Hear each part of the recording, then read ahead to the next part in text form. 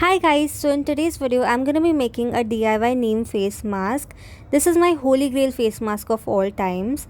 When it comes to your skin, neem is one of the best ingredients from nature.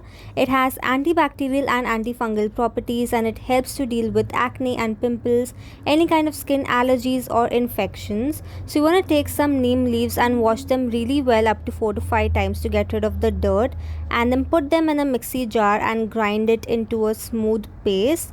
You can store this paste in the refrigerator for up to 7 to 10 days. So I'm taking a little bit of the neem paste, just a spoonful of it, and adding some aloe vera gel into it. I'm using Body Cupid 99% pure aloe vera gel.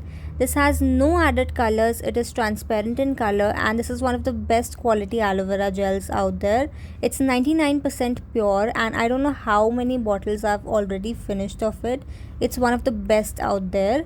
So I'm adding a little bit of aloe vera gel into the neem paste and then mixing it really well until it forms a smooth paste like consistency, and then applying this all over my face.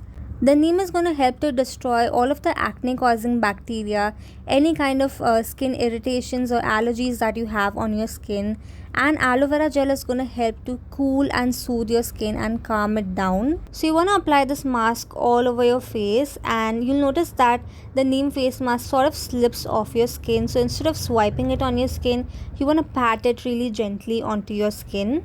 You can leave the neem mask on for 10 to 15 minutes and then either wash it off or wipe it off with a wet cloth.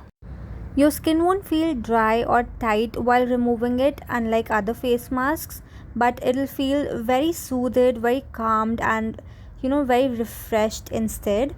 So after removing the neem face mask, you want to apply some aloe vera gel on your skin to hydrate your skin, to give it a more calming effect and to soothe it even more.